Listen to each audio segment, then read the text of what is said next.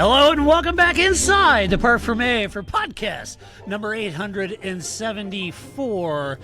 Woo! This is Todd. No, Todd, not now. AKA Negative Camper. You know why I've asked you here. You must convince the villagers that I'm harmless. That's exactly what I need to do. Tonight, for your kind consideration, oh, do we have some news? We got big news to talk about.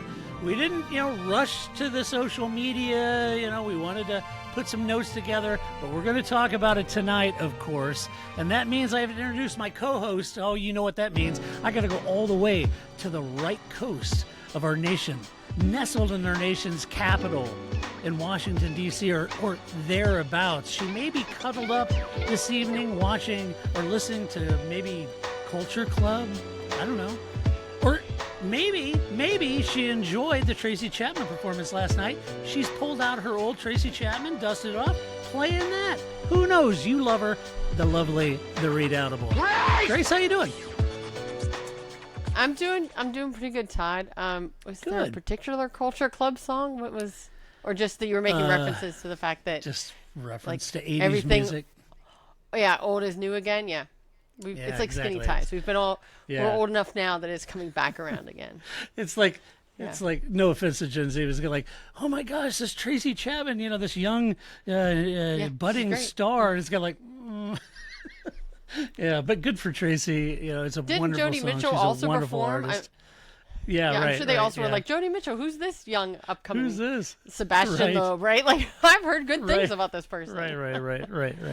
So yes, I was referencing that. Okay, we have a lot to cover tonight. I can't preamble. I got to jump into this. Before I jump into this, though, I do want to say a huge thank you to our Patreon supporters and let them know that we have a link on our Patreon page. If you're a Patreon supporter and you didn't know about this, that link doesn't change. So if you've got the link from a prior time that you've joined us live during these recordings, that's the same link. It doesn't change.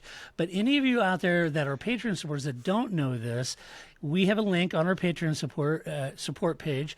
You can join us in the audience. You can chat with us during the actual podcast, which several folks are, like Melton and Dave and those. So you are more than welcome to join us during these calls. We record at 8 p.m. Eastern Standard Time here in America, which is -5 GMT, and it would be around noon-ish if I do my maths right for Australia, or Sydney anyway.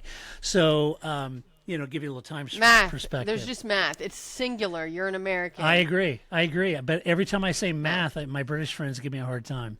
They're wrong. just like the extra U in color. You're just wrong. Yeah. Let it go. Yeah, I agree. And the spelling of curb.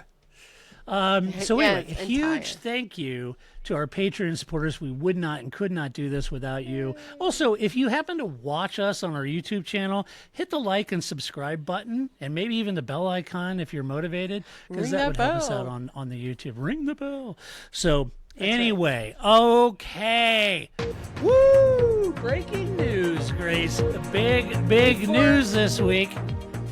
Before you start, I just want to say, I will never, ever complain about there being no news in the off season. What was I thinking? I was like, man, people, take a deep breath, spread it out. We still got some time before testing. We don't need it all in 1 week.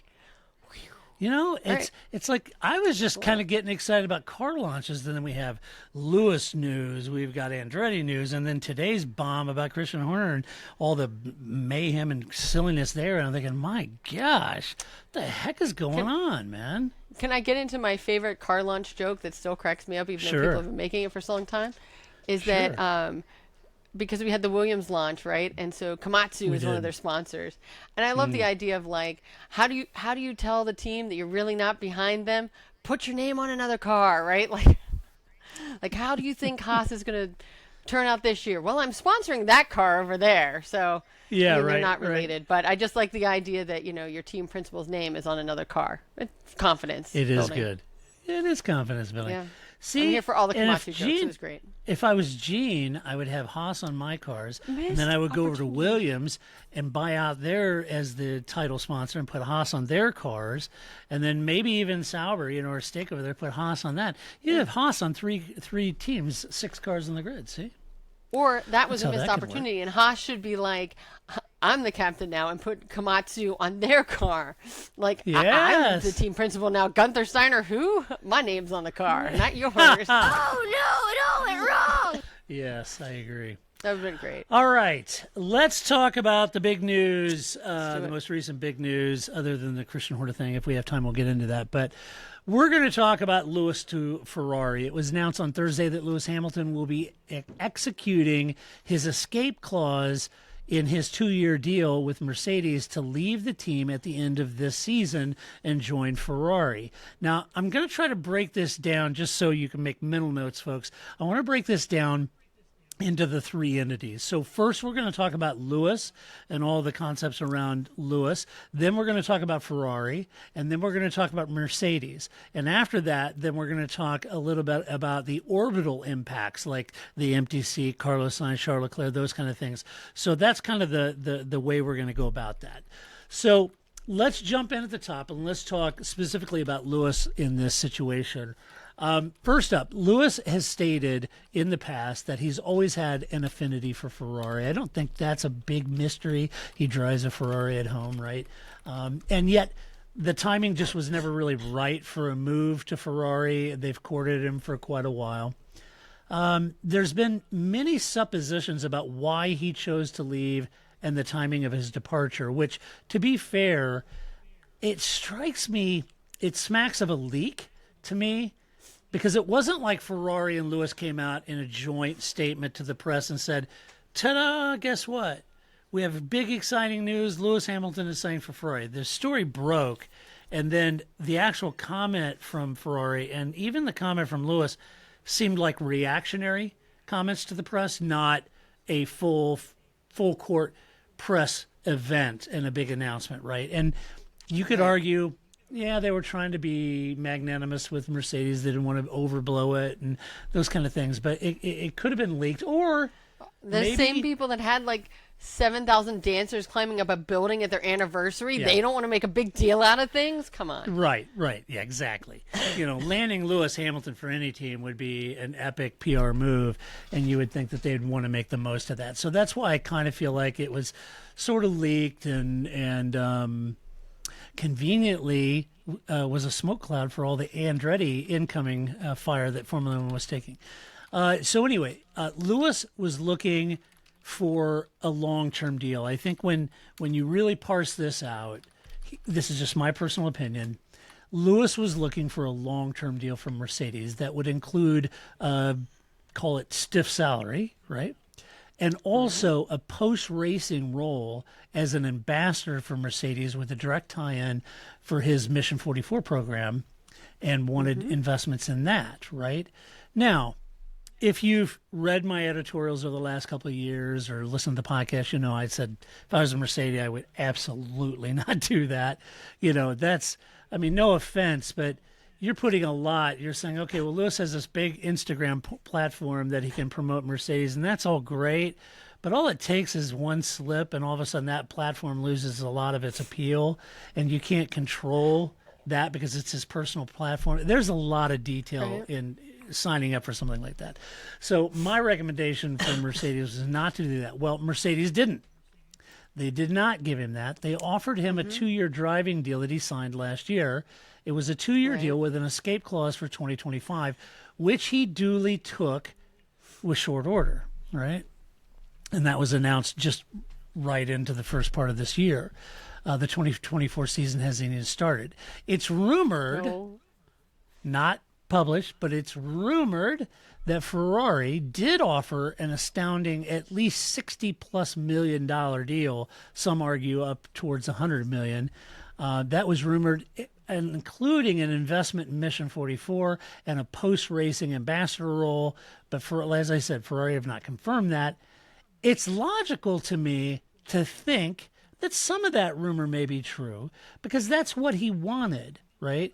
And it would have provided him a soft landing for retirement that Lewis was looking for that Mercedes did not offer. And again, I agree with Mercedes, but they didn't offer that, and perhaps Ferrari did. Lewis has a great track record of joining a different team just as they're rising, right? And so he may be looking for the retirement plan as well as a new challenge to try to do what Alonso and Vettel could not do, which is to recreate that sort of Schumacher era, right? There's no doubt he wants to win the 8th title, but he'd also like to dispel the rumor that he can't drive for multiple teams and win, right? That was always one of the lingering criticisms of Lewis, which I'm not sure how fair that was. Did run for another team. Yeah, McLaren and Mercedes, right? The end, in the end, this is just, as I said, these are my personal opinions, then we'll jump in and get Grace's. In the end, Lewis has to think about Lewis as retirement for these guys is in their 40s, folks. And there's a lot of life. Him, right? Yeah. And there's a lot of life to live beyond that point onward. And they've grown accustomed to their compensation levels, their lifestyles, and would like to continue to earn that kind of money after hanging up the helmet. You can't blame Lewis for wanting to cash in on his record-breaking career. And so he should, right? He should. So he's had record-breaking career performance, his impact on F1, like any championship-winning athlete, such as, I think of Michael Jordan, Tiger Woods, Jeff Gordon, Mario Andretti, Jenson Button, Damon Hill. All of them have, sought careers beyond racing, that they've capitalized on their footprint on the sport that they were in, and they've made a career post-racing on their career, right? So I think it makes sense for Lewis to do that. All these athletes have tried to create the best possible post-racing career they can. And Lewis knows that his Mission 44 might be the right vehicle to use to create this sort of post-racing career, create some wealth building, that recurring revenue after racing. He wants to create a role that would allow him to try and make an impact on the motorsport world. And while Mercedes weren't interested at the time, perhaps Ferrari are. So there's lots of supposition. Well, does Lewis know something about the competitiveness and their trajectory to being competitive about Mercedes that we don't know? The flip side of that coin, maybe he knows something about Ferrari and the likelihood of them becoming more successful over the year or two that we don't know. Maybe. I think those are all layers in a decision. I think the most Formula One drivers, most all of them, would love to drive for Ferrari, right? And so I think those are all layers that I'm sure Lewis thought through. He just changed his management right at the beginning of the year. Right. I'm sure his new management and Lewis thought through all the different permutations. What if it is successful? What if it's not successful? What do we think Charles' response is? What do we think, all of this is? But in my mind, and I don't say this as a criticism at all, because if I was Lewis, I'd do the exact same thing. He's got to think beyond the racing.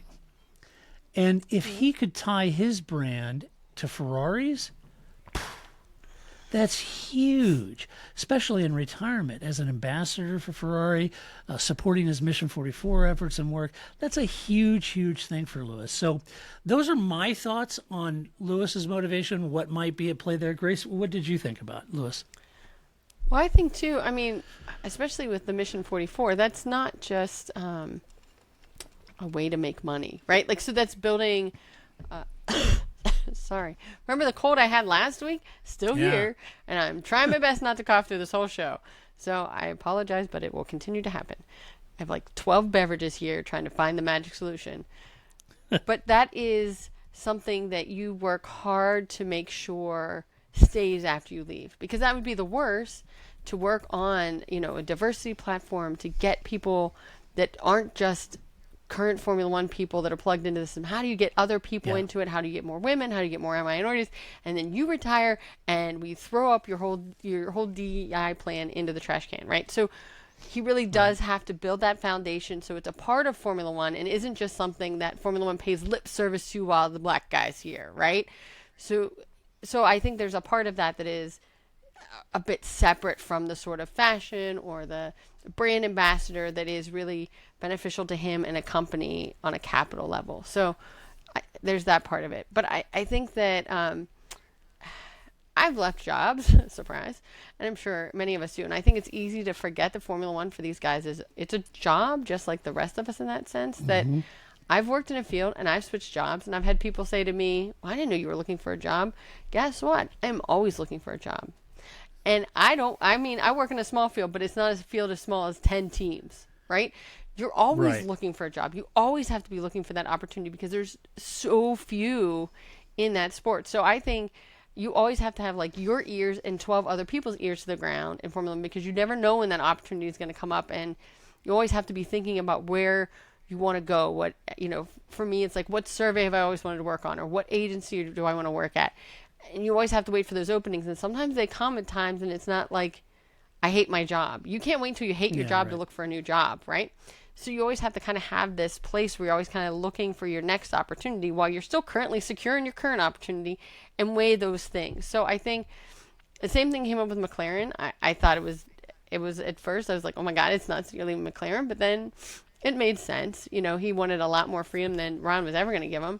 And so it made sense to go to Mercedes. And in hindsight, that seems smart. And so I think that's part of it is like, how's that hindsight going to work out for him at Ferrari, that being able to see it's a whole different environment.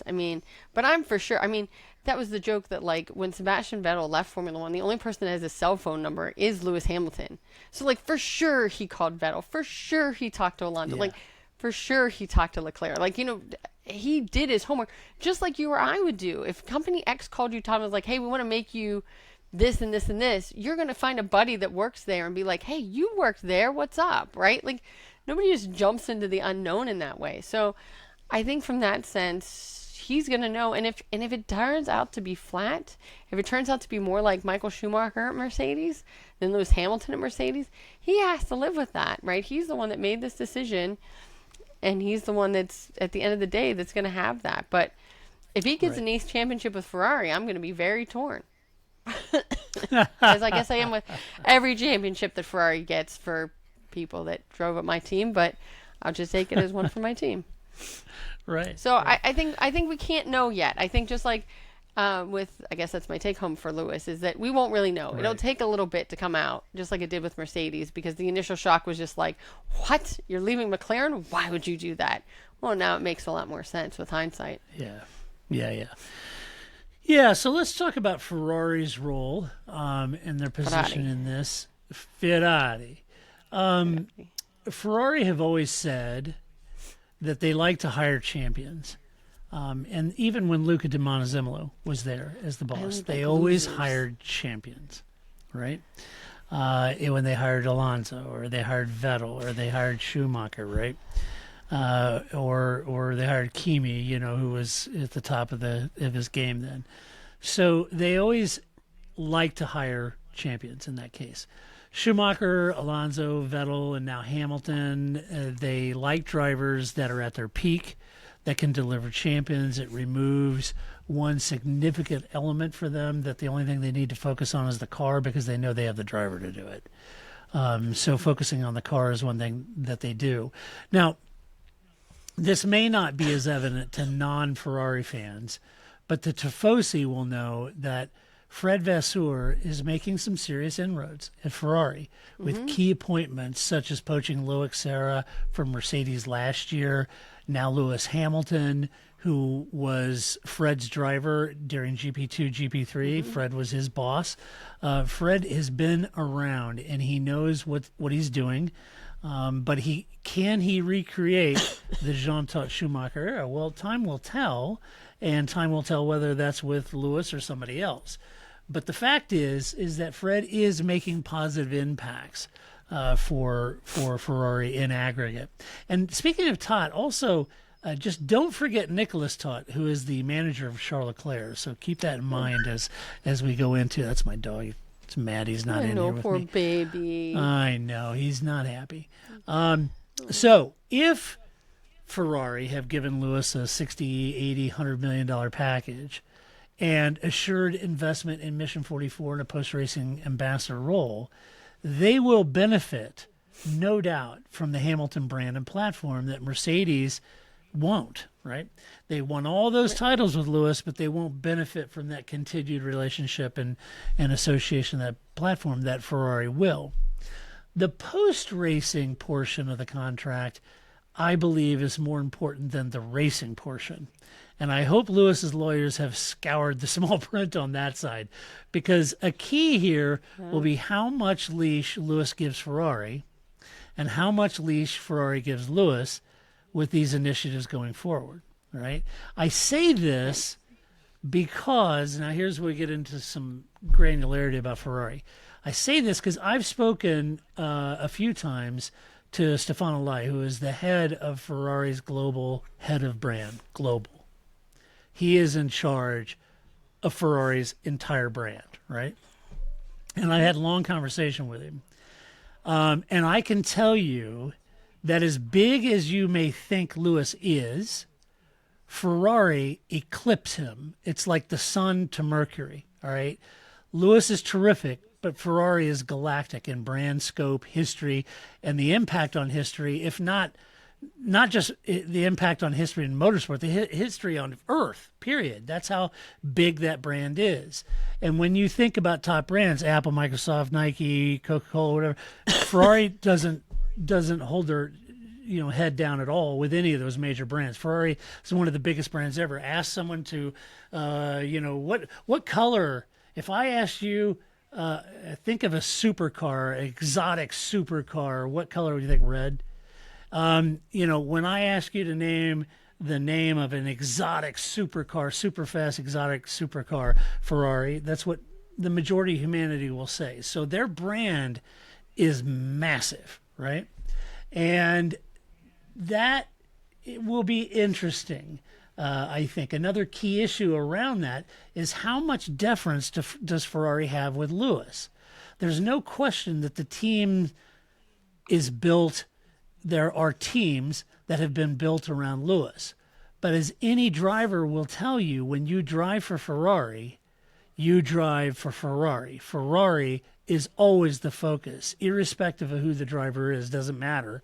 It's not the driver. And there will be things that Lewis won't actually like that other teams would have, bent over backwards to make sure he's happy with it. Ferrari may not.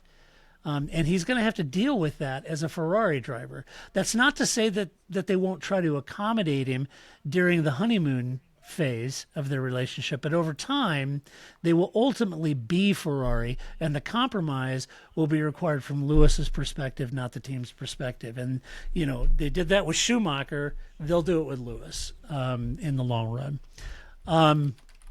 The obvious question that pops to mind is driver harmony with Charles Leclerc. And many suggest that Leclerc, this caught me off guard too, Grace. I was reading some news reports from F1 pundits, people who work in F1, and some of them were saying, look, Charles, he's laid back. He's an easygoing guy. I don't think there'll be any issues with Lewis.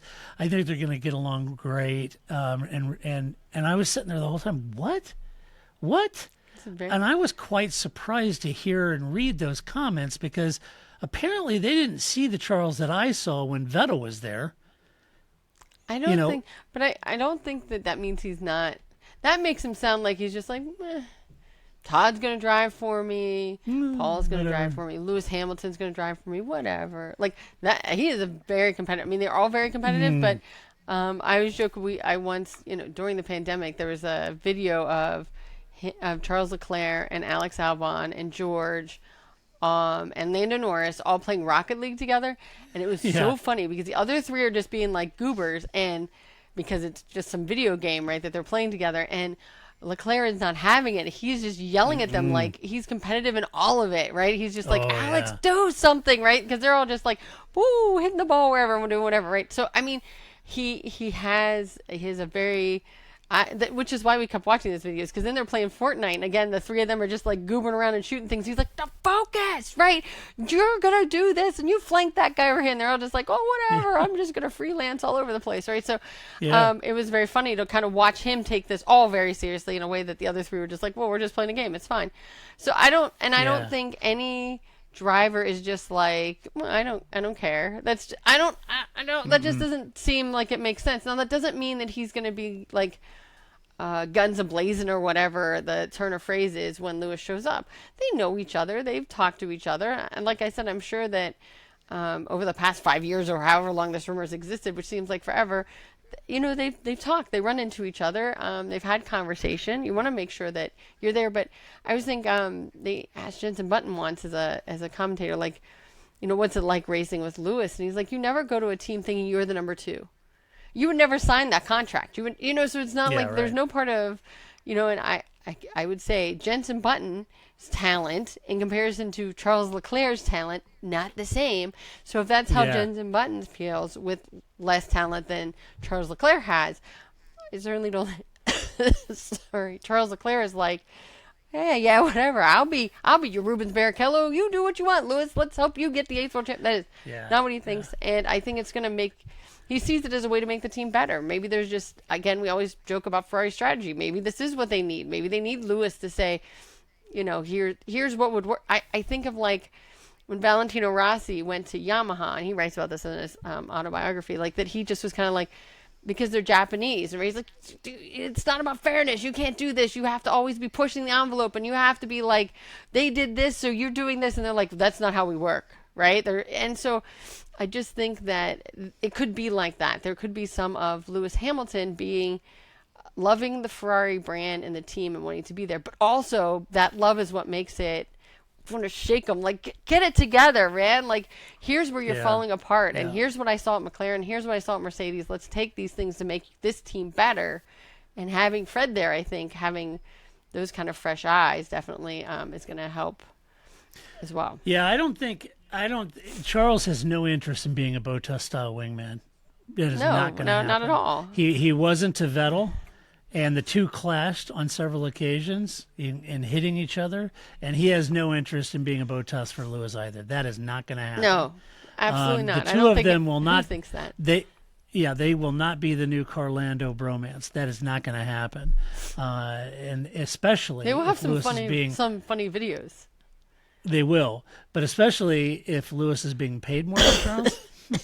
Yeah, that's not going to go down well either. So I don't think that's going to be as smooth sailing as all of the press that I read about how laid back Charles is and easy going, and he won't care. Oh, he'll care. Yeah, Charles is a tiger. I think it'll be behind the scenes. Yeah. Out It's front, not like he's they'll going to be look very. Yeah. I'm not saying that's what you're saying, right? Like, you know what I mean? They're gonna, but I think they do have a chemistry. I mean, it isn't going to be like Lance Stroll and any other driver where there's no chemistry, right? Or like Alonso and Esteban right there towards the end. But but you're right. I don't think that he's just going to be like roll over and show his belly either, which seems to be the narrative. They're going to be just as competitive with each other, and I don't think Hamilton wants that. Right. I think also this also leaves a question as to if Ferrari feel that Charles is the man to deliver the title. I mean, they've been all behind him. They just did a long-term contract with him. If they didn't feel like he was, I mean, why bring in Lewis if you have Charles? Because that's everything you put behind him. And I know that's harsh, but then I got to thinking about, okay, well, Charles has had those occasional unforced errors. And that's not something you typically see from Lewis. I'm sorry. Lewis doesn't typically make those anymore as a 7-time champ. I wonder if they feel that maybe this, to your point you just mentioned earlier, Grace, that maybe this pairing clarifies things a little. It puts pressure where pressure is needed in the right place to either take advantage of Lewis's skill or sharpen Leclerc's, one or the other. Right. But maybe they feel it's a little bit of an iron sharpening iron thing here, and they may be rolling the dice. Lots of people know I'm a Ferrari fan, and they've asked me if I was all bummed out about Lewis coming to Ferrari, and I'm like, well, no, of course not. Lewis is a fantastic driver, and we're all human, for crying out loud. I don't wish the guy ill will or anything like that. I think Lewis is terrific, so I'm happy for him, and I hope it all delivers results for Ferrari ultimately as a Ferrari fan. Having said that, it isn't the move I would have made if I were John Elkann or Fred. They're paying him more. If you think about it, the cost cap is what, 145 million. And if they're paying him 80 or 100 million for 2025 and investing in him in a long-term ambassador role and all this, they're paying him way more than the entire team's cost cap budget. I mean, to me, that doesn't make any sense. Not when you've got Charles Leclerc and Carlos, and you could, I don't know. It doesn't make any sense. It's not a decision I would have made, but that's Ferrari, right? But I think there's some non-monetary value that I think that's what we were just talking to, right? That there's something that Lewis Hamilton brings to the tree. Now, what is that money value? I don't know, right? It's unpaid labor in that sense, right? There's something that he's going to bring to that team that is worth a lot of money to do it. Whether or not that's too much of a dollar value or not, I guess that's negotiable, or that's a part of discussion. But I think that Ferrari does see a benefit, and I think that's exactly it. That Clearly. They're like, I mean, you see this in stick and ball sports all the time. Like, you talk about, like in basketball, they talk about like a team, they've been to the playoffs, right? That's meaningful, right? Like they've been to the Super Bowl before. Well, in some ways that shouldn't matter, but of course it matters. And so when you bring in a player or who's been there, it changes the team. It lifts the whole team because that person knows what the playoffs are like and how they're different than regular games and how it's a long season, but you have this, thing. So bringing that just way of being, I guess mentality is the word I'm looking for, to the team, and to be able to say, well, I see that you do it that way, but I think this way over here might work better, and here's why. And it brings the whole, lifts the whole team up. And so there's some dollar value to that. That's going to be more than they ever were going to play Carlos. So, maybe it's too much, but I hope that's the case. If I was running the team, I would have tried to poach one of Max's peers, like banking George on Lando or Oscar. Yeah, they're going to be banking on it, but I would have went for Oscar, Lando, Giorgio. Oscar and Lando together. I like Oscar. Yeah, and also I feel Ferrari must believe that the post-race association with Lewis will pay big dividends and for their brand and they have their reasons too. So yeah, from Ferrari's standpoint, I get it. He's a 7-time champion. You're going to pay for that. I think it's an interesting move. Probably born from Fred and his relationship with Lewis and those kind of things. And, Fred's a good buddy with Total Wolff, so I'm sure that'll be an awkward first meeting. Yeah, they used to live together. I didn't know that. They used to be like flatmates. I was like, oh, how lovely. I didn't know where this comment fits in which of your categories, but, I think that, again, going back to the, like, a job is a job, who your first line signer is, your first line supervisor makes or breaks a job. The person that does your performance evaluation is the person that you're working for. And so I have left jobs because my supervisor changed. I have taken jobs because I was like, I've always wanted to work with Todd. I've heard good things about him. I worked with him on this team, or we wrote this paper together. I really like the cut of his jib. I'd really like to work for Todd.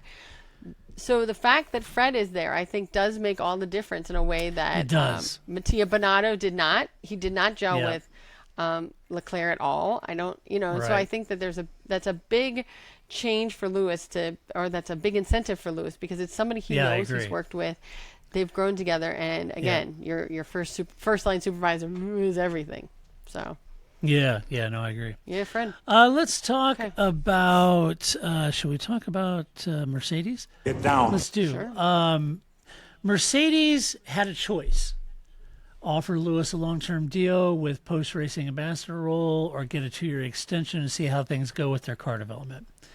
And that's ultimately what they did. The latter. I applaud Mercedes for making the deal they did, because there are a lot of moving targets right now for them.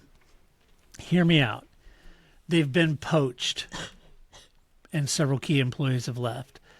Yeah. They've had a tough 3 years with a recalcitrant car that they hung in there too long with. They've gone through ownership changes. They've committed to a big corporate culture change internally. They've slipped into a new cost cap era. All of these issues are very difficult for any team, and they've had to manage all of that, sort of in quick succession. So there's a lot going on, and from what I can tell, people want to throw stones at Mercedes, but I honestly feel like this is the best possible thing to happen for Mercedes. And here's why I say that. How do you unravel yourself from a 7-time champion without taking incoming over the deal. For you newer folks to F1, you could go back and look at Schumacher's separation from Ferrari. Ferrari took a beating when it became clear that they were trying to look at life beyond Michael Schumacher and were effectively showing him the door under the guise of this new dynamic, young and upcoming phenom named Felipe Massa, which everyone knew was no Schumacher. Felipe, I love you, but you're not Schumacher, right? And everybody knew that. And they even got, Michael to say, well, I'm going to retire. Yeah, that's the ticket. We're going to retire because I've got to make room for this phenom Felipe Massa, which was a joke, right? And everybody knew it. And Ferrari took a drubbing over this, and it was a bad look that they tried to save face by having Schumacher retire. When ultimately they were trying to unwrap themselves from the Schumacher thing and think about life beyond that, right? So Schumacher made it look like he was surprised.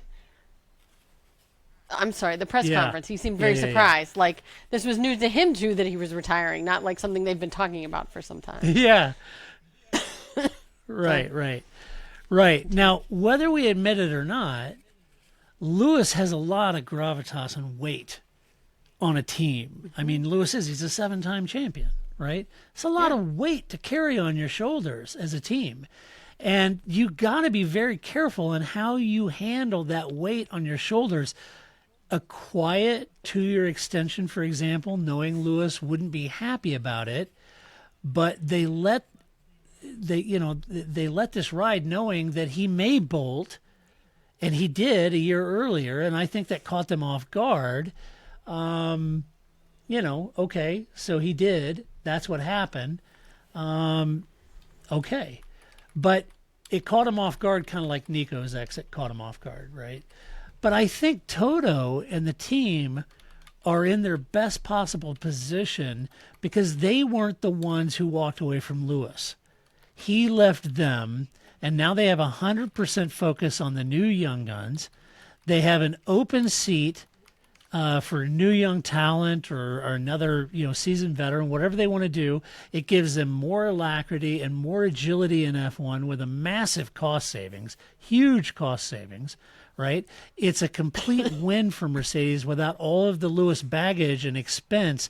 And there's a part of me that thinks Toto knew this when he offered the 2-year deal. So kudos to him. It was a shrewd move. I think you might argue that they don't have the Lewis talent now, and that's very true. They don't. But I would say George was giving Lewis all he wanted for the last 2 years, and if they get their crap together and build an exceptional car, they won't need Lewis's talent. Hell, Bottas was winning races with their exceptional car. So that's kind of my thinking. What do they get in this? You will see drivers begin to approach Mercedes immediately. If I were Merck, I personally would go for Lando, Oscar, or Carlos.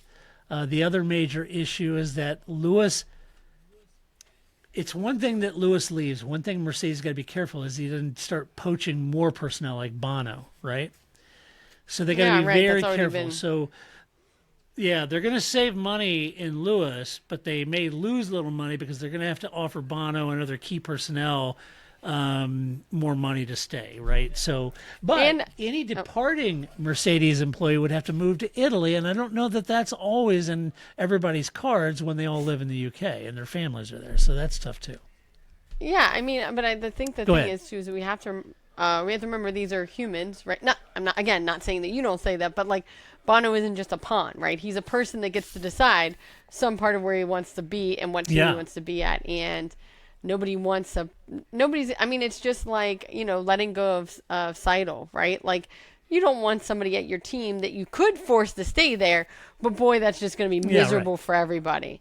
So, I could see that, but it could also be, again, similar to the Marc Marquez situation where he left the team, but he couldn't take any of his people with him. And so, again, it does depend on what the contracts look like and what each of those individuals are willing to do, because never can a company just, Yeah, true. It doesn't behoove them to just force, Bono or something like that to just, too bad, you're my employee. They're just gonna destroy your team and your morale. So yeah, I think they have to think about. And I know it sounds all those other things too. Mm-hmm. I know it sounds harsh. I'm not trying to be. I just try to the way I always look at issues in Formula One is I try to compartmentalize the issue, right? So when I'm thinking Lewis, I'm thinking about Lewis. When I'm thinking Mercedes, I'm thinking about Mercedes. It's nothing against Lewis or Ferrari or anything else. I'm just thinking about Mercedes in particular and them as a team and where does this leave them? And, having seen, Ferrari and what they went through from a PR perspective of trying to ditch Schumacher was massive. And I think that this actually plays out really well for Mercedes. I'm not marginalizing the personal relationships Toto has with Lewis and other team members, and those are all important.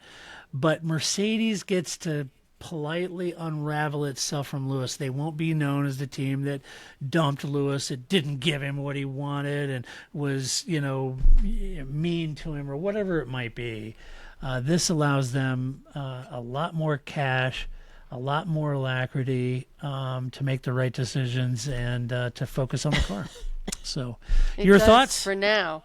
It does for now. Yeah, for now, yeah. We'll see when we're at summer break how this unraveling bromance is looking, right? Yeah, I think I'm sorry. I think it's that's the black lung really... pop. Oh, pop. I think that's the thing that's most interesting is that, it's not like we've never had drivers leaving before. It's that we have a whole year. I think that was part of the the shock of it, that it was just if we were at summer break, we'd been like, oh, okay, well, he's been looking. If drivers do that, it's fine, okay, whatever. But it's the fact that he's going to have to go a whole year with Mercedes, and if I don't know how Grace, that's weird. I wouldn't let him anywhere near the granularity of that car. I mean, they can't, team. right? You wouldn't. Because you'd also, and if you knew he was taking Bono with him, for example, I mean, there's a lot of other staff whose names I don't know, right? Because you only really know 4 or 5 people that are in F1 manager. I don't know anybody else's names, but we'll just stick with Bono. We all know who he is. Shove. Yeah. We do, right? And so I do know more Mercedes because they do videos. But if he's going to take Bono with him, they work that out, and that's fine. Well, now that's a whole other person you have to shield from knowing all your stuff, right? That's right? Because you certainly aren't going to send Bono on 9 months of gardening leave so he doesn't learn stuff. So I think there is a weird management system that. Well, these don't have mutes. It's not like Zoom. I've been like this all day, but at work I can just push the mute button and then nobody has to hear me coughing. I didn't invent this system that doesn't have a mute button. It does on our recording. It does. Down your little microphone, you just click on that, it'll go red. Mute you. Oh, well then I didn't know that. Look at that. I learned something. See? Let me try that right now. Look. Are you muted? Well, Can't it did hear work. You, Grace. It works. It's great. I learned something. So now for the rest of the podcast, you won't have to listen to me cough because now I know how to mute myself. So nonetheless, I think that there are other complications, right? That it's not just Lewis, even though that's what's right in front of our faces and that's what we all think about, that, there's all these other places that it, sinks into, and how is he just going to, live his life, and how is Toto going to run this team, and how are they all going to, not talk about it. I think it's going to be hard for a whole year, not just a month or two. One of the Patreon supporters, Miller Time, asked, well, perhaps do you think Lewis will lay back this year in lieu of his departure from Mercedes? And it's a good point. I think my opinion on that, and share yours, Grace, my opinion on that would be it depends on how competitive the car is, but I'll guarantee you this thing, all the focus is going to be on George's side of that garage.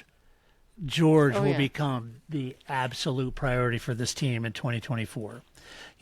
If the car is super competitive and George has some mechanical failures in DNF and Lewis finds himself in the lead and the car's competitive, I don't think he'll lay back because it's not in Lewis's nature to do so. Lewis wants to win. Why would you lay back? Yeah, right? Yeah. Because he could still get a championship. He could be a little salty over the fact that Mercedes wasn't willing to pony up with the big contract post racing, and maybe that is why he announced this a year early, because it's a little bit of a poke in the eye. But Lewis is about Lewis, as he should be. It's not a criticism, just as I'd say the same. Charles is about Charles, and he should be. So Lewis is about Lewis, and if he had a whiff of getting an 8th title this season, he won't lay back. But yeah, it's a good point. Anyway, sorry, Grace. No. I mean, I interrupted you. I think the answer is no, he's going to race as if this season counts, because it does count. It does. He still could win a championship out of this, or he still could get points out of this. And for sure, he has relationships with the people at Mercedes. He doesn't want to, he could get them Christmas bonuses and next year get Ferrari Christmas bonuses. Why limit himself, right? Like, I think he's going to race just as hard this year, even though, that's going to go. And they're going to have to, they've had a conversation, maybe that's the positive of this happening before the season starts, is they've just had to, it's like a divorce court or something. We're going to have to sit in this room. We're going to figure out how to co-parent for the next year, because we still got to get through this, and so what is that going to look like, and what are the parameters, and what are they going to tell Lewis, and what is Lewis, because that's the last thing you want either, is for Lewis to be in the press pin after a race and be like, I told you they were terrible. See what they did to me. See how you don't want that either. Right. So I think they have to come to terms with how this year's going to work. And, I don't know. You only have so many years in this sport. I mean, he could get injured, or he could decide he's had enough, or, but he's not a spring chicken. And most drivers, the fact that Alonso's still racing as long as he is pretty impressive. It is. Very few drivers make it that long. Let's talk about some of the orbital issues around this. This does leave a lot of speculation about who will take the empty seat at Mercedes. Could it be Alonso? Could it be Lando? Could it be Oscar, Carlos, Albon, or a junior driver from their junior driver program? I think Toto kind of mentioned, we could get aggressive and pull one up from our junior program. Mick Schumacher's another that people are throwing out there. This will set off the 2024 silly season very early, because if a driver from another team moves, this is like a ripple effect. But with the new contracts for Lando and Charles, this limits the option Mercedes may have unless they have escape clauses in their contracts, right? So those two, conceivably on paper, would be off limits for Mercedes for next year because they have contract extensions. We'll see. If they had an escape clause, maybe they could get out of that. It also makes the market for top drivers kind of hot, right? If Red Bull, Aston, or Audi want one of the aforementioned drivers, they'll be in a bit of a bidding war with Mercedes, right? Right. And so it just depends. So I think, it's like when you're in the home real estate, it's either a buyer's market or a seller's market, and I think it's going to be a driver's market more than a team market in some sense for the top drivers. Not only is this good for Toto in not having to unravel himself from the weight of Lewis, but George becomes the de facto number one, and that's justified given his performance in the last two seasons. I think he's a very fast driver, and I think that's good for George to have all of that focus around him. I think Charles may not take this one sitting down. He didn't do so with Seb. He banged with Seb, and I don't think he will with Lewis either. I think that could get a little spicy during the season.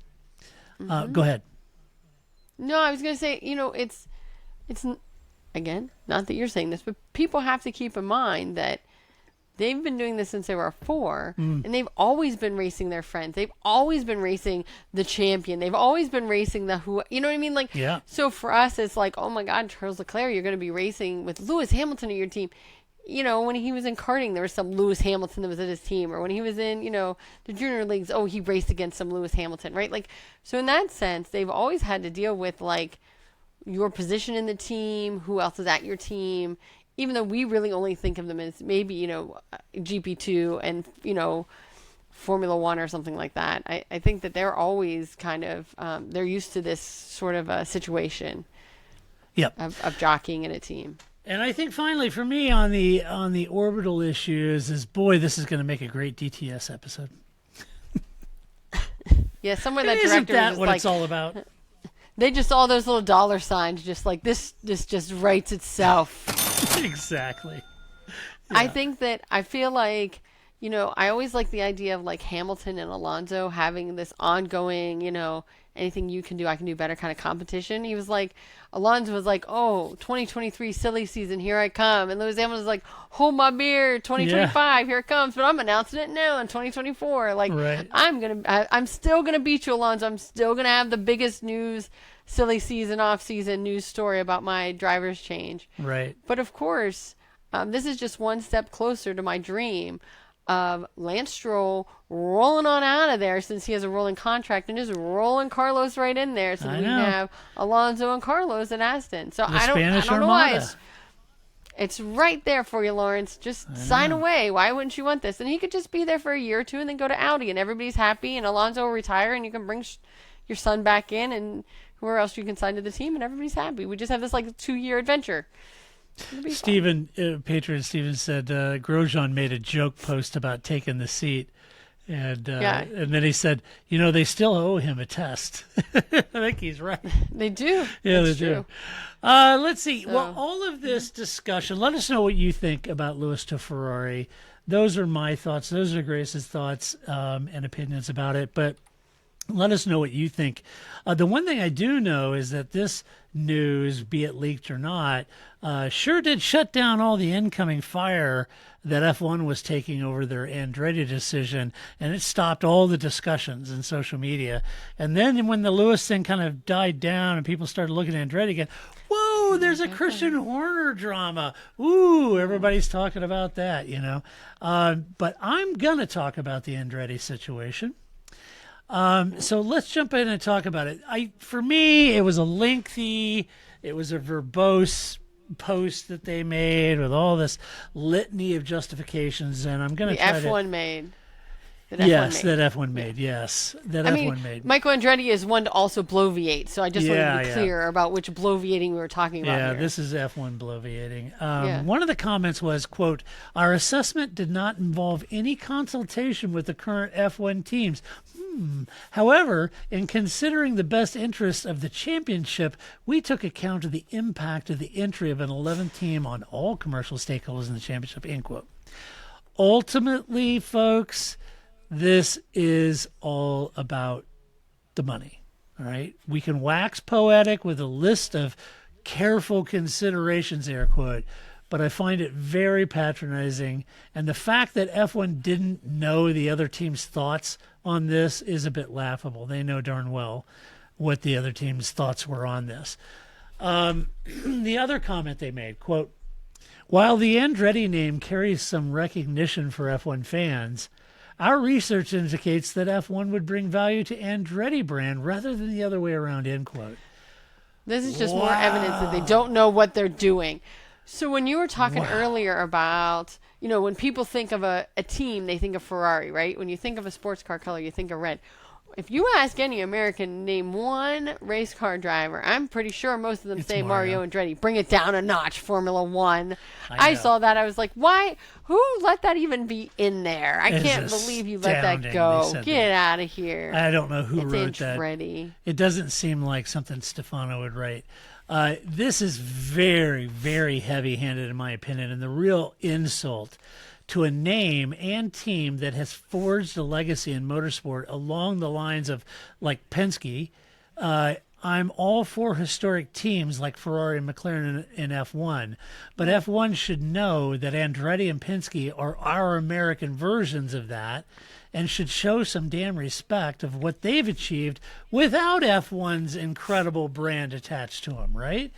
Get out of here, Formula One. It's so ham-fisted. The whole response is just. I thought, I think the hardest thing about reading that whole thing was that they would make a point, and then it's just like you could be like ... But what about Haas? Yeah. ... What about Stick F1? Like, there's exactly. Like, you have all these backmarker teams, and you're like, oh, we can't oh, well, we just can't have Andretti in here. He's going to bring down the sport. Yeah. And it's just like, what about those other dudes that are in your sport? I'm pretty sure Haas isn't helping you out. You didn't require any of this from Haas. Not a damn thing. So I just think it was so lame. I just can't believe that you had some 2-year, maybe they had ChatGPT write it and they just never read it as a human being. Yeah. I don't know, because I can't. Some of these things I'm like, you let this go out? Like, I couldn't believe it. I don't understand. I just thought it was pretty. And I always think too, like, if I can off the top of my head go like, well, this is why that's not a real reason, we're in trouble. Because I am Albon's cat's here, right? Like I don't have that kind of like historical memory. And if I'm like, what about Gene Haas? Well, then you're in trouble if I can find a hole in your argument in 5 seconds. So I can't imagine that Greg Moffair or anyone at Liberty Media read this and thought this is okay. I have to think this is a lawyer and not an American lawyer who wrote this, because if you were an American, you'd know damn well that you don't do a drive-by verbal shooting like that. I mean, that isn't, that was a real low blow, if I'm honest, on everything that they've achieved. Very heavy-handed. The fact that also that they said they tried to contact Andretti about an in-person meeting, but had no response. And it was later discovered that it was just an F1 employee that sent an email that wasn't recognized at Andretti. It went into the spam folder. And then F1 said, well, we didn't hear back from him, so we denied him entry. Instead of Stefano calling Michael in such base behavior on such a major issue, I find that laughable. Who would say, well, we tried to reach out, they never responded in a couple of days, so we just canceled it. Oh my gosh, are you kidding me? This is a major issue. Yeah, and we made sure that the email address was, n.camber, so that at FIA.com. So we were sure that the spam filter would pick it up, right? Like, right. But you're right. Like, if I send an email to my boss, it's something important, and I don't think they see it, then I send them a chat message, or I pick up the phone, or I email them again and go, hey, friendly reminder, just want to bring this to the top of your inbox. Nowhere is, I just didn't hear from you, so I assumed that you weren't coming. Yeah. And any business, is that ever an answer? I was floored by that as well. I was like, I can't believe that is what you said, that you went with. No. Like, send him a letter, send him a FedEx or something, or whatever, where you have to get it signed, right? Something, so that you knew that he saw it. You have no idea that he saw it. And that it didn't come from Domenicali himself? Come on. Now, just put this in context, folks. We're talking about one of the largest sporting enterprises in the world. And this is what they put out? Well, we sent them an email. They never got back to us. Well, we think that Andretti would benefit more from the association than we would. I mean, really? This thing is so ham-fisted. I cannot believe that this is how the business is ran. And they did no visits to Andretti's operation in the UK or US to see their progress and the concern, that it was a going concern. Didn't see their building a 2025 or 2026 car, a chassis already. And then they said, well, the whole fact that they're wanting to come in 2025 and then the regulation changed in 2026 really gives us concern that they propose to come in right when the regulation changes, spend all the money on 2025 and only to redo it in 26. And they said, quote, the fact that the applicant proposes to do so gives us reason to question their understanding of the scope of the challenge involved. Did you question Gene? Because that's how they got here. Right. You didn't. And then Andretti... You think we have no memory? Yeah. Andretti responded to that and said, no, we were always shooting for 2026. The reason we applied early is for 2025 is because we know it takes so damn long for the process to be approved. You idiots. Yeah, that's why we did it. And do you think if we didn't reply to an email that you might just pick up the phone and call Mario or Michael? But the thing is that Michael Andretti, I'm no Michael Andretti fan, but he has an IndyCar team. Like, that's the other thing, too, is they're like... And a Formula E team. Right. What more proof of concept do you need? Right. No, yeah, I get it. Formula One is different than E and is different than IndyCar and is different, blah, blah, blah, blah, blah. But you let people in who have no experience running a team at all, and you're going to say this guy, oh, sorry, you don't have enough for us. I don't know what more proof of concept you need here. It seems like a sure bet if you're going to let somebody in. To me, it would. I also find it odd that they pulled out all of the stops to attract Audi back to the sport. And by the way, Audi still may not stay in. Yeah, right. And Audi is using Sauber and Ferrari engines for 3 years before getting their own engine program, right? But Michael, don't you dare do that. Right. And yet they have no interest in Andretti except to suggest that, well, if GM actually makes an engine, then we'll talk to you, maybe 2028. It's like, maybe, oh possibly. My God. We'll grace you with our presence. The amount of arrogance is astounding. You know, if they had just come out and said, we don't like you. We don't like the cut of your jib. We like Mario. We love Mario. Right. You, not so much. You're a jerk face. We're done with you. We all remember you from the 90s. Please don't ever come back again. I could at least respect that. At least you were being honest. All of these, 20 things that you had to, create, just say, it's going to cost too much money. The teams don't want to do it. And we don't like your face. I know. Problem solved. 3 points. Save us all the time. I could not believe I was reading that, and I couldn't believe that came from F1. I think at this point, I'd be surprised if they still even want to join F1 after this. And who knows? They may be assessing whether they have any legal action, given the millions that they've spent already in prepping their program for F1. And you might say, well, that's Michael's fault for spending money without the approval. But they did get approval from the FIA. And in order to apply, you have to show a program, an initial investment in that program, to be taken seriously. So they jumped through the right hoops. I mean, remember Zorn GP? Yeah, you don't? Well, Google it, and you'll read about missing tires and wheels and how important that is to have a program up and going, and not just a name. I mean, and that's the thing, though, too, is that, I mean, when we talked about the story last Monday, when the story came out on The Athletic, that it was just like, he knows something, right? Because nobody would go through all of this on a hope and a prayer. No. Right? He has, Ben Silliam's word. He has backing of the FIA. It seems like, the F1 will come around. This is only a technicality or something. Because you wouldn't go through all this effort if you didn't think it was going to pay off. Nobody is that dumb. Right. He's got plenty of things, as we just spoke about, to spend money on. Right. And I'll be surprised. The FIA said they were assessing it. I will be surprised to see if this whole issue is over yet. The FIA and Formula One, commercial rights, they're at odds with each other on who really owns that sport and controls it. As you've put, that's been a problem, right? And Ben has. Silliam's been a problem. So I think this is going to come to head. And if I was Michael Andretti, of which I'm not, but I think I have a similar personality to him, the more you tell me you can't have this, well, you're wrong, the more I'm going to fight to get it. So Michael is not going to back down. That is not how this works. And, his operational defiance will just be that's it. Right. I'm doing it now.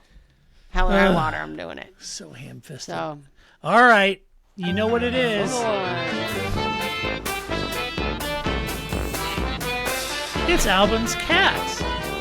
Oh, we're going to have fun on this one.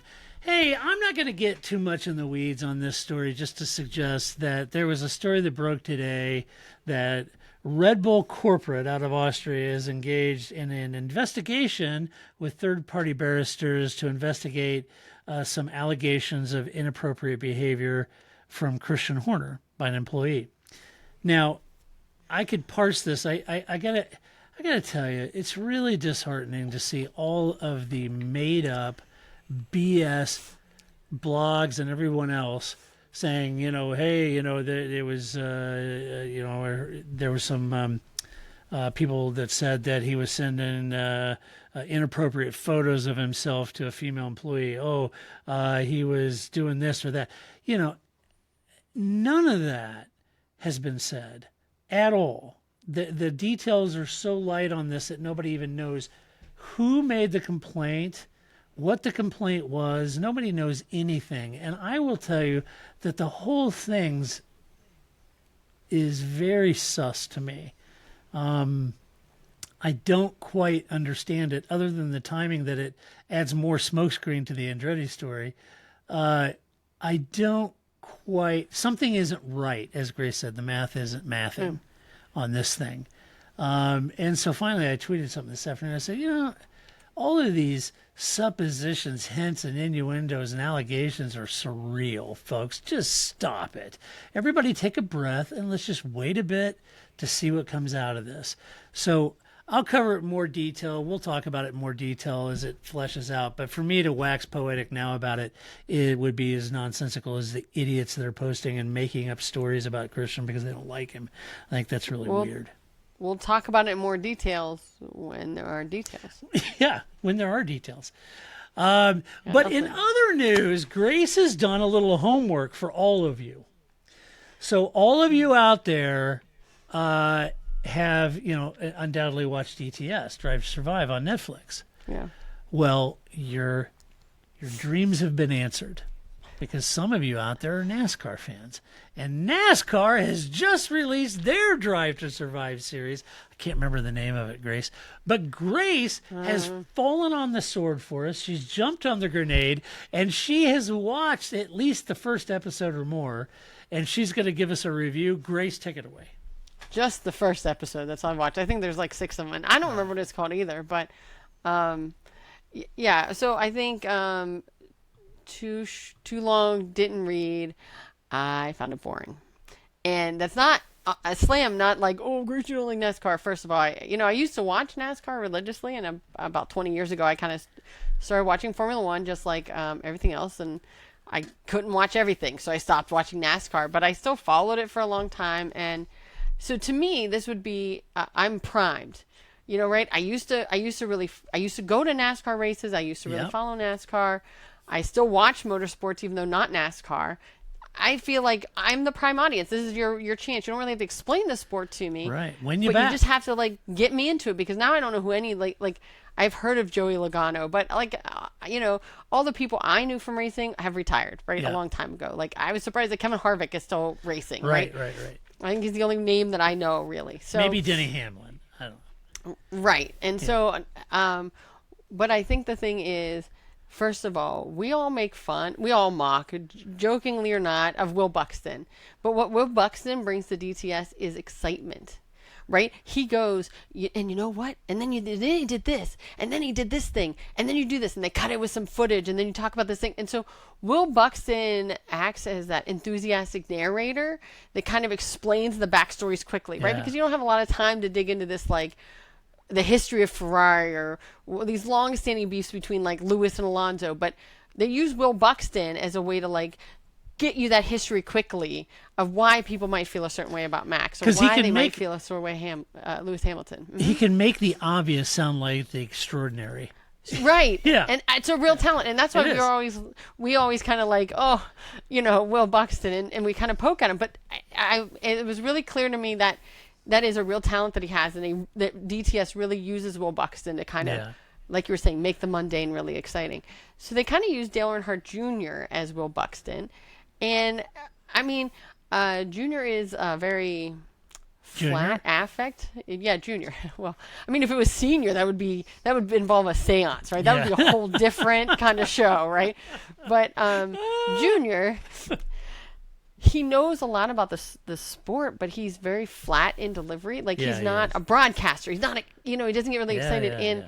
He also has a show, I think it's on Netflix, where he goes to historic tracks that I've watched, because if it's North Wilkesboro or someplace that I'm like, oh right, I remember that track. It's really interesting, but only for an anorak. I'm not going to get any of my friends to let's watch this show about this grown over NASCAR track where Junior at the end collects the dirt in a jar like he's Dexter, and he's going to save that jar for later, right? Nobody's watching that unless you're an anorak and you would be interested in that kind of history. This is what Cale Yarborough run. Yep. It's totally like Dexter. But anyway, but to me that's interesting, right? And he talks about Cale Yarborough or Richard Petty, all these historic things that I find interesting. Yeah. But he's not in itself what gets you jazzed, right? You have to be into the subject that Junior knows a lot about, and you'll learn a lot. But he's not really exciting in the same way Will Buxton did. So they really don't have that. And then they build on none of the history of it. Like so the first episode focused on Denny Hamlin. I know the name, but I don't really know anything about Denny Hamlin. And they just does anyone? Well, I guess people, but they're just like, people hate Denny Hamlin. Well, they never get into why do people hate him. Yeah. You know what I mean? Like, you know, like, you got to unpack it a little. Right. And so again, that's where Will Buxton would help. But if we talked about, like, why don't people like Dale Earnhardt Sr., right? Like, he was always a bad guy, right? Like, why don't people like him? Well, that's part of his like ethos, and he was the like, you know. And so you could really explain why somebody didn't like Earnhardt or Kevin Harvick. But they just kind of like leave Denny Hamlin. And to me, that's also the thing too, is that if you can't make the bad guys exciting, what are you going to do with the good guys? They're always boring, right? Like, Jeff Gordon's boring, but Dale Earnhardt is interesting, right? Yeah. So I just think they never really get into who Denny Hamlin is, why he's interested. They show him at his house. He's in this, like, giant, beautiful house, and he's like, I earned all this. Well, now he just sounds like, you know, that clip you play for Lance Stroll, right? He sounds like Veruca Salt, right? I want like to know! What's the matter with those twats down there? Yeah. Right, because they don't show him like Esteban Ocon in a van with his parents or something like that. Who is Denny Hamlin? I don't know. Maybe it just makes him sound very entitled. And that's not a great look, and I don't know if he is or not, right? It was just not becoming to why at all people hate him. And then they kind of talk about how it's interesting because he has a driver, you know, he's a driver and has a team. He races for Joe Gibbs, but Joe Gibbs' grandson's on his team, and like, they just don't really build it at all. I just thought that was there was an opportunity missed there. And then they talk about Daytona, right? So I think again, going back to like, pick a sports car color, red, name a track, Daytona comes up. Yeah. I think that's an iconic track. Yeah, and United States, that people would think of, you know, maybe Indianapolis, Daytona, right? The Daytona 500 is a big thing. And so they talk about how the NASCAR starts at Daytona, and the last race before the playoff starts is Daytona. And they're like, that's so interesting and so important. Flat. They don't show any history of them like running on the sand. Yeah. They don't show any of this sort of like, why does Daytona matter? Yeah, right. You know, like, definitely made for anorex then. I guess, but it was boring. I'm hoping that the other episodes maybe pick up because again, like, I feel that I was close, but my last point is there's a MotoGP game that came, I think it's 2 years old, the MotoGP game. But they tell you the history. They tell you this video, like, here's, you know, Rossi, and he's fighting Lorenzo at this track, and they're doing this thing. And you are so into the story. And then they're like, and now you're Rossi, and boom, and they drop you into the race. I mean, it's so compelling, and all it is this like it wasn't very long because it's a video game. How long? It's probably like a minute and a half at most of this sort of backstory. They're like, and Casey Stoner did this, the next thing you know, boom, you're in Australia and you're Casey Stoner, and you have to, it was just their way to like get you through the tutorial, right? Like the little things you have to learn was by giving you this little historical video. If you can do it with a MotoGP video game, what is NASCAR doing? You have so much history in the same way Formula One does. Right. It was so flat. I hope it gets better. But as somebody who used to watch and hasn't watched for 20 years, I don't know why I would keep watching based on that first episode. Well, there you go. There's your review, folks. You know, watch at your own caution. Or, you know, have some caffeinated beverage or something with you. I don't know. Yeah. Why not? Just it could have been more interesting. Yeah, agreed. Sorry. All right. Well, let's back out of the podcast, and we will save our Red Bull Christian Horner story until next week. Maybe there'll be more information when we have some details. That would be handy instead of us making crap up. All right. So, again, huge thank you to all of our Patreon supporters that have joined us. I see you, everybody on that's joined us in the audience and have been chatting with us during the call. Thank you so much for coming on and joining us. We hope you enjoy this. This is a great fun for us to interact. And Dave wants to know: are you doing a Drivers on Tires wrap up show? Yeah, we do. We haven't seen any yet, have we? I haven't. Well, there was 2 launches today, but I don't know that I saw drivers untired, but we're going to have to look for it. But yeah, probably we'll do a season preview show and talk about it then. But anyway, yeah. So thank you so much for joining us. Good night, Melton, and everybody online in the audience. And if you like this podcast, you go to iTunes, give us a good rating, or your favorite podcast player. Give us some love over there. We'd appreciate it. As always, if you'd like to support the podcast, you can do so. Go to our website, theparkforme.com, and you'll see kind of midway down it says support us. At the very bottom, it says support us, so you can click on that, support us in any way you feel compelled. That would be greatly appreciated. And until next week, when we come back to do all of this over again with Grace, this is Todd, a.k.a. Negative Camber, saying so long, Grace. Grace is muted. She's muted. See you next week. That's it, man. It's game over, man. It's game over.